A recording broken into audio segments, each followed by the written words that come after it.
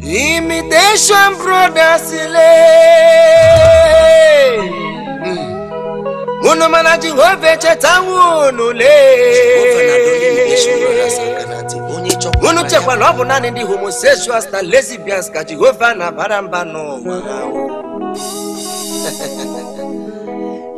Brother biko rapo no maka sister kuloku Akwema no banwaruka Mabubu Ibu brother ma mwenwe mbu sister Onwegi homeredo Anyi mechanka ngari mbara Musi olikoye Esiki no kuna na brother repo la sister mografu Esiki mwana idea mama Oga na aju yesu otu oshime Ya se omu nabiko Unebu kwa la mebu Unwiga chopta kwa na brother abugo osisi Ya buru akono nde Imitation brothers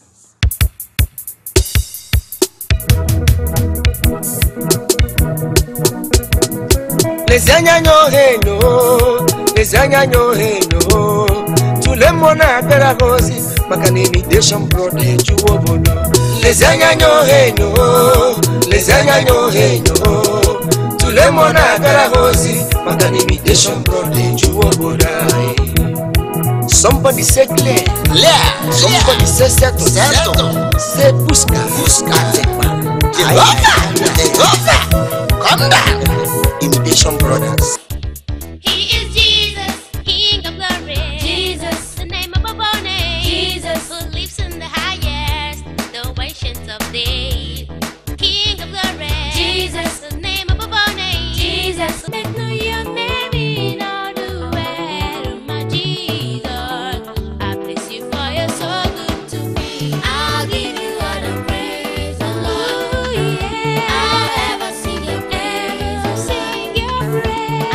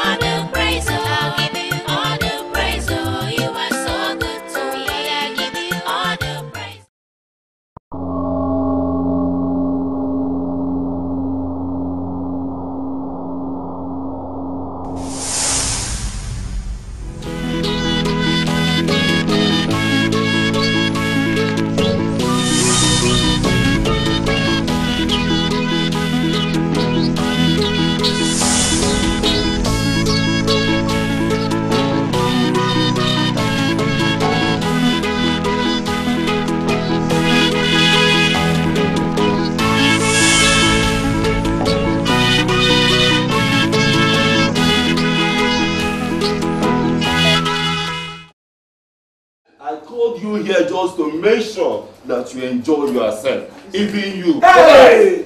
There is enough, more than enough for you people. This guy is too much. Uche, it is not a matter of your guys drink.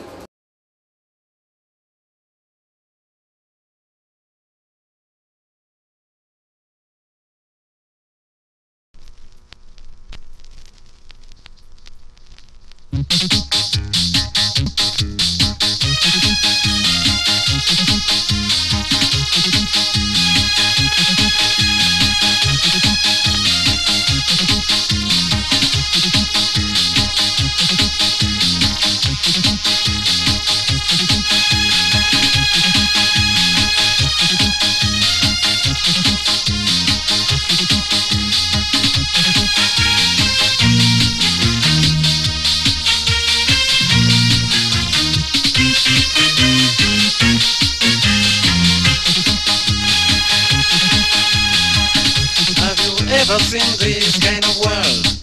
I have never seen one myself. Have you ever seen this kind of world? No, I guess I have never seen one.